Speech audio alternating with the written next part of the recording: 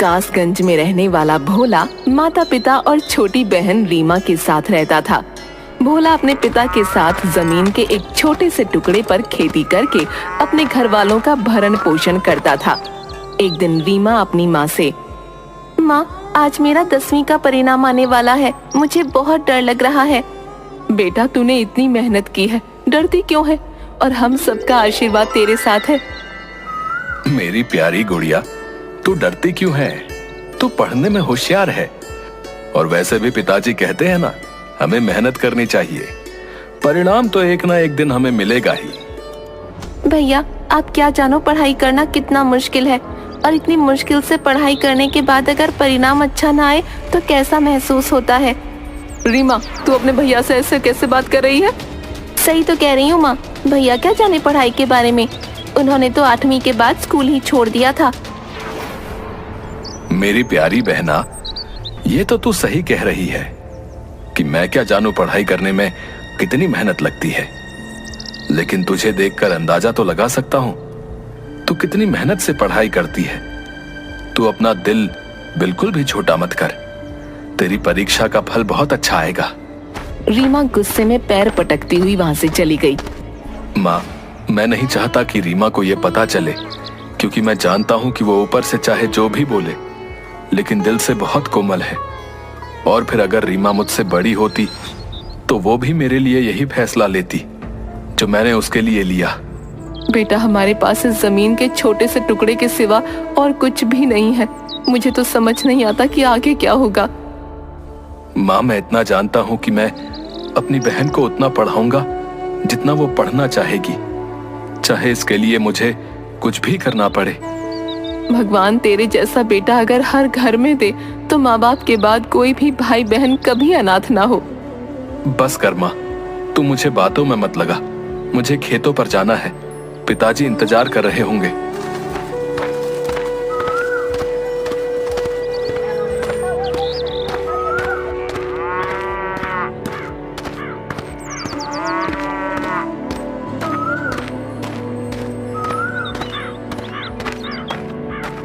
भोला के खेत के बीच सालों से एक पुराना वृक्ष था जिस पर एक पत्थर का टुकड़ा था।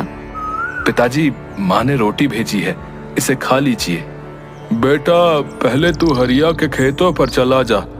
उसकी पत्नी तुझे बुलाने आई थी, बोल रही थी हरिया के पेट में बहुत जोरों का दर्द हो रहा है। पिताजी, आप आराम कीजिए, तब तक मैं हरिया के खेतों पर जाकर आता हूँ। हरिया के खेतों पर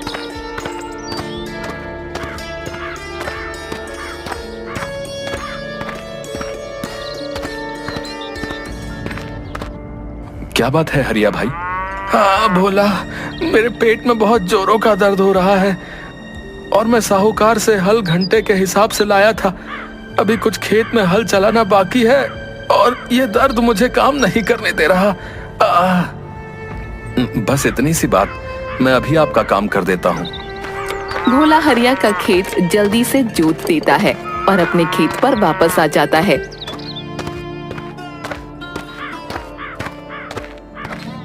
और पिता को सारी बात बताता है। तू कितनी मेहनत करता है, सबका कितना ध्यान रखता है। क्या पिताजी, आप भी कैसी बातें करते हैं? ये सब तो हमारे अपने हैं। पिताजी, आपको पता है आज रीमा का 10वीं का परीक्षा फल आने वाला है। हाँ बेटा, परंतु अब हम रीमा को आगे नहीं पढ़ा पाएंगे, हमें उसकी पढ़ाई बंद करनी होगी। आप ऐसा क्यों बोल रहे हैं पिताजी? वो आगे पढ़ना चाहती है और वो पढ़ाई में कितनी होशियार भी है। बेटा, हमारी स्थिति तो तू जानता है, आगे की पढ़ाई का खर्चा ज्यादा है जो हमारे बस की बात नहीं है, और फिर आगे की पढ़ाई के लिए रीमा को शहर भेजना पड़ेगा। हम ये सब कैसे करेंगे? पिताजी, आप बिल्कुल फिक्र मत कीजिए, मैंने सब सोच लिया है और मैंने अपने गांव के मुखिया जी से बात भी कर ली है। अब क्या बात कर ली है तूने मुखिया जी से? मुखिया जी को अपने खेतों की फसल की रखवाली के लिए किसी की जरूरत है, तो मैंने उनसे कह दिया है कि रात के समय मैं उनके खेतों की रखवाली करूंगा और दिन में अपने खेतों में काम करूंगा। उसके बदले वो मुझे कुछ पैसे दे देंगे जो रीमा की पढ़ाई में काम आएंगे। बेटा, तू इंसान है या देवता? पिताजी, आप ये कैसी बातें कर रहे हैं? पहले ही कितना मेहनत का काम होता है। ये जमीन भी ऐसी है कि इसको जोतने के लिए तुझे कितनी मेहनत करनी पड़ती है। हम यहाँ ना तो ट्रैक्टर चला सकते हैं और ना ही हल चला सकते हैं। आधा खेत तो तू कुदाल से जोतता है। फिर तू ये कह रहा है कि रात के समय तू मुखिया जी के खेतों की रखवाली करेगा। अरे सोएगा कब? ऐसे तो तू बीमार हो जाएगा। कुछ नहीं होता पिताजी, मेरी तो उम्र अभी मेहनत करने की है, इसलिए मुझे मेहनत करनी होगी। और आप फिक्र मत कीजिए पिताजी, आराम से बैठकर रोटी खाइए। मैं बचा हुआ काम जल्दी खत्म करता हूँ और फिर हम दोनों घर चलते हैं। रीमा का परीक्षा फल भी तो आना है। शाम को पिताजी, मेरा 10वीं का परीक्षा फल आ गया। मैं अच्छे अंकों से पास हुई हूँ। बहुत बहुत बधाई हो बेटा, हमें तुम पर पूरा विश्वास था। ये ले बेटा, मुंह मीठा कर, हमेशा ऐसे ही नाम रोशन कर। रीमा, बहुत बहुत बधाई हो। तुमने आज पिताजी का सपना सच कर दिया। वो हमेशा से यही चाहते थे। हाँ भैया, मुझे पता है पिताजी हमेशा से चाहते थे कि आप शहर जाकर पढ़ाई करें, लेकिन आपने तो ऐसा किया नहीं। और तो और 8वीं के बाद स्कूल जाना बंद कर दिया। इसलिए पिताजी का ये सपना मैं पूरा करूंगी और आगे की पढ़ाई के लिए शहर जाऊंगी। पिताजी, आप मुझे आगे की पढ़ाई के लिए शहर भेजेंगे ना? रीमा के पिता कुछ बोले उसके पहले ही, हाँ बहन, जरूर भेजेंगे।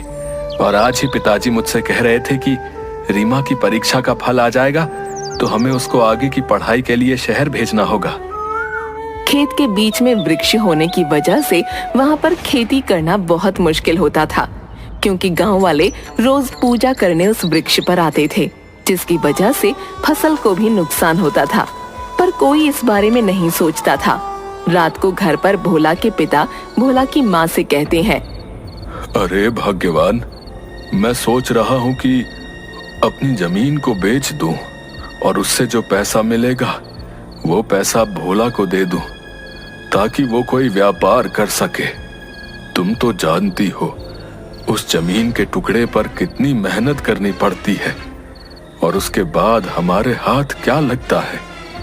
उस जमीन पर मेहनत करके मेरा शरीर तो खत्म हो चुका है। अब मैं नहीं चाहता कि भोला का भी मेरा जैसा हाल हो जाए। बात तो आप सही कह रहे हैं। आपने भोला से इस बारे में बात की? नहीं, मैंने अभी तक उससे कोई बात नहीं की, क्योंकि मैं जानता हूँ वो मुझे कभी उस जमीन का सौदा नहीं करने देगा। और तुम्हें पता है, उसने तो मुखिया जी से अपने काम के बारे में बात भी कर ली। कैसा काम? मुखिया जी को अपने खेतों की चौकीदारी के लिए रात के वक्त कोई आदमी चाहिए था। भोला ने उस काम के लिए मुखिया जी से हाँ कह दिया है और मुझसे कह रहा था कि दिन में अपने खेतों में काम करेगा और रात के समय मुखिया जी के खेतों की चौकीदारी करेगा, और वहां से जो पैसे मिलेंगे उस पैसे से रीमा को आगे की पढ़ाई के लिए शहर भेजेगा। हमने कुछ तो पुण्य कर्म किए होंगे जिसके कारण भोला जैसा बेटा हमें मिला। वो हम सबके बारे में कितना सोचता है, लेकिन हमारे पास उसे देने के लिए कुछ भी नहीं। उसे तो किसी राजा के घर जन्म लेना चाहिए था। हीरे का दिल है मेरे बच्चे का। सही कहती हो तुम, सच में खरा हीरा है हमारा बेटा। मैं कल जमीन के सौदे के बारे में भोला से बात करता हूँ। दूसरे दिन सुबह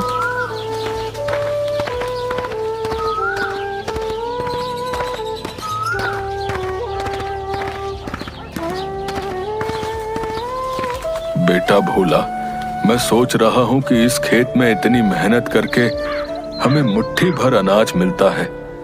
इससे अच्छा है कि मैं इस खेत का सौदा कर दूं। वैसे भी साहूकार ने कई बार खेत के दाम लगाने की बात की है। पिताजी, आपने आज तो खेत के सौदे की बात कर दी, दोबारा मत कीजिएगा, क्योंकि मैं जानता हूं ये खेत दादाजी की आखिरी निशानी है आपके पास।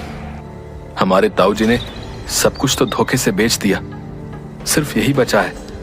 अब आप इसे बेचने की बात कर रहे हैं? मेरे जीते जी ऐसा कभी नहीं होगा। भोला अपने दादाजी से बहुत प्यार करता था। उसे जब कोई परेशानी होती तो वो अपने खेतों के बीच उस वृक्ष के नीचे जाकर बैठ जाता और वृक्ष से बातें करता, क्योंकि जब वो छोटा था तो उसके दादाजी पूरी दोपहर उस वृक्ष के नीचे भोला के साथ खेलते। भोला वृक्ष के नीचे जाता है। दादाजी, मैं जानता हूं पिताजी ने आज जो बात कही है वो किस परिस्थिति में कही है, लेकिन मैं आपसे वादा करता हूं कि मैं ऐसा कभी नहीं होने दूंगा। इस खेत से मुझे आपकी खुशबू आती है, ऐसा लगता है कि आप यहीं पर हैं। परंतु आज मुझे एक और बात महसूस हुई कि शायद पिताजी को ऐसा लगने लगा है कि मैं उनकी जिम्मेदारियां पूरी नहीं कर पा रहा हूं। दादाजी, मैं कोशिश तो कर रहा हूं, लेकिन क्या करूं, कोई रास्ता समझ नहीं आता। अगर आप आज मेरे पास होते तो मुझे जरूर कोई रास्ता बताते। तभी एक आवाज आती है, भोला, बेटा भोला। कौन है? कौन है? मैं हूं बेटा, क्या तुमने मुझे नहीं पहचाना? आप कौन हैं और आप मुझे नजर क्यों नहीं आ रहे? मैं वृक्ष हूं। वृक्ष? आप बोल सकते हैं? अब ये कैसे हो सकता है? हाँ बेटा, मैं बोल सकता हूं और सब कुछ सुन भी सकता हूं।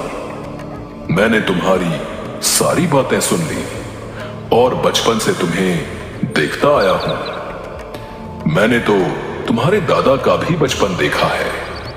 क्या आप सच कह रहे हैं? हाँ बेटा, मैं सालों से यहां पर हूं। परंतु आप बोल कैसे सकते हैं? आप तो एक वृक्ष हैं। बेटा, मैं एक शापित ऋषि हूं। श्रापित ऋषि? मैं कुछ समझा नहीं। अगर आप ऋषि हैं तो आप वृक्ष कैसे बन गए? और इतने सालों से आप चुप क्यों थे? 100 साल पहले मैं ऐसी जगह पर अपनी कुटिया बनाकर तपस्या कर रहा था। तपस्या करते करते मुझे लगभग 20 साल हो चुके थे। मेरी तपस्या के फल का समय निकट आ रहा था। तभी एक दिन एक राक्षस ने धोखे से मुझे जल में मदिरा मिलाकर पिला दी और मैं बह गया, जिसके परिणाम स्वरूप मैंने अपनी तपोभूमि पर एक स्त्री के साथ संबंध बनाया, जिसके परिणाम स्वरूप मेरी पत्नी ने मुझे श्राप दे दिया और मैं एक वृक्ष के रूप में यहां पर स्थिर हो गया।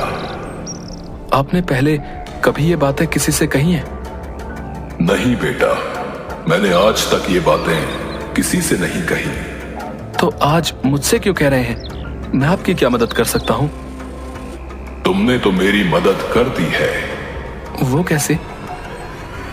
आज मुझे शापित हुए पूरे 100 वर्ष हो गए हैं। मुझे ये श्राप 100 वर्षों के लिए मिला था और इस श्राप से मुक्ति के लिए एक ऐसे व्यक्ति को ढूंढना था जो हृदय से नेक हो और उसने कभी किसी के साथ बुरा ना किया हो। फिर आपको वो व्यक्ति मिला? वो व्यक्ति तुम ही हो और अब तुम मुझे इस श्राप से मुक्त कर सकते हो। वो कैसे? मुझे अपने हाथों से थोड़ा सा गंगा जल पिला दो। मैं अभी लेकर आता हूं गंगा जल।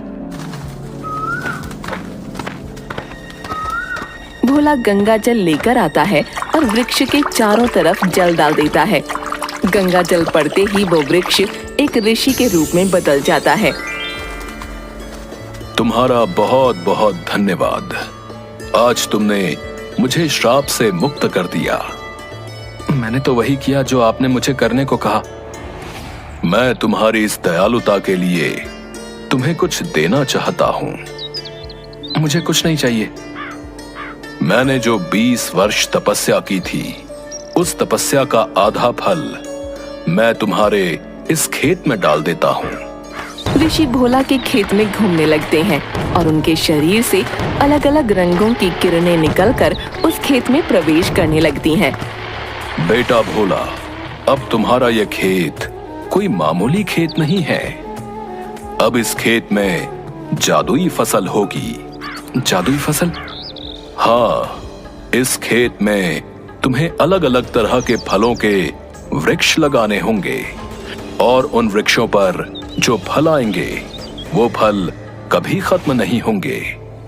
परंतु तुमने अगर अपना व्यवहार बदला तो वो वृक्ष सदा के लिए फलों से रहित हो जाएंगे। भोला ऋषि को प्रणाम करने के लिए झुकता है और ऋषि वहाँ से गायब हो जाते हैं। भोला घर जाकर पिता और माँ से सारी बातें बताता है।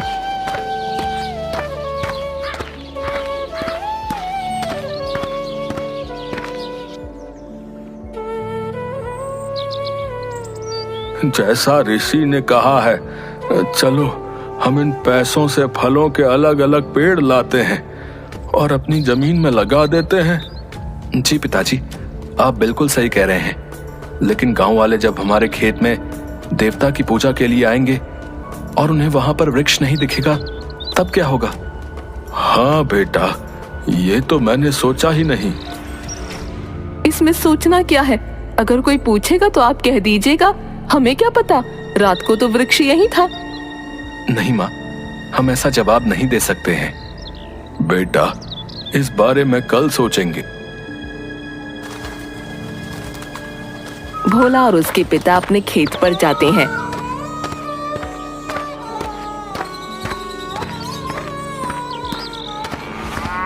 और उनकी आंखें खुली की खुली रह जाती हैं। पिताजी, जो मुझे दिख रहा है, क्या वही आपको भी दिख रहा है?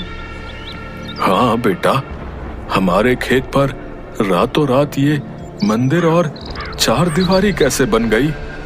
ये तो मुझे नहीं पता, परंतु ऐसा लगता है जैसे ये सब उसी ऋषि का चमत्कार है।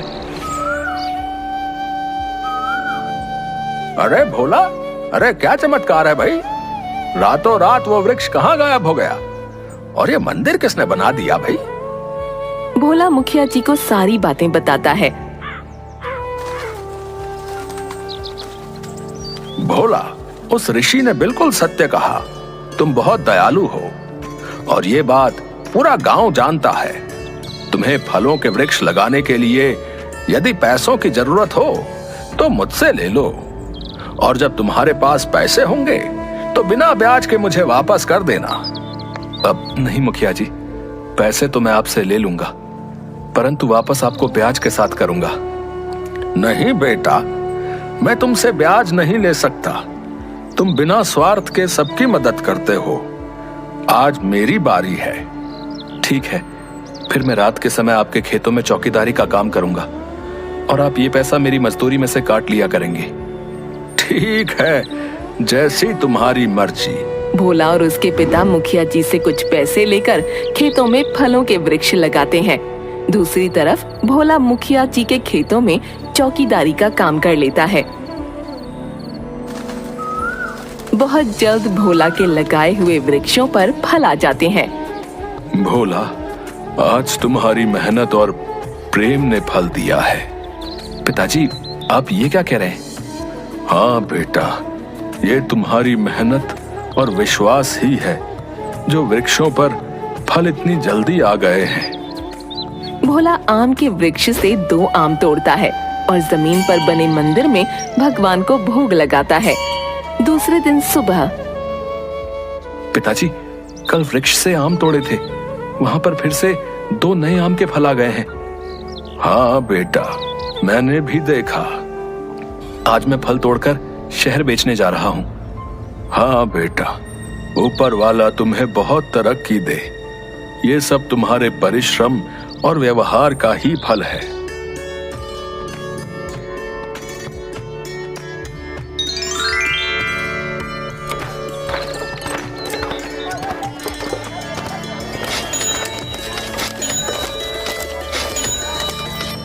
माँ, पिताजी, हमारे फल शहर में हाथों हाथ बिक गए और ये देखिए कितने पैसे भी मिले। दूसरे दिन शाम को। बेटा, तुम्हारी मेहनत देखकर भगवान ने हमारी किस्मत बदल दी। भोला रोज फल बेचकर अच्छे पैसे कमाता और उसके घर की स्थिति बहुत अच्छी हो गई। अब तुम जितना पढ़ना चाहती हो उतना पढ़ो। हमें पैसों की वजह से तुम्हारी पढ़ाई बंद करने की कोई जरूरत नहीं है। भैया मुझे माफ कर दीजिए, मैं नहीं जानती थी कि आपने पढ़ाई क्यों छोड़ी और मैंने हमेशा आपके साथ कितना बुरा व्यवहार किया। अरे पगली, तू मेरी छोटी बहन है। अगर तू मेरी बड़ी बहन होती तो तू भी ऐसा ही करती मेरे लिए। लेकिन अब पुरानी सारी बातें भूल जा और सिर्फ अपनी पढ़ाई पर ध्यान दे। भोला ने मेहनत करना बंद नहीं किया। रात के समय मुखिया जी के खेतों में चौकीदारी का काम भी करता और अपना बगीचा भी देखा करता। साथ ही फल बेचने शहर भी जाता।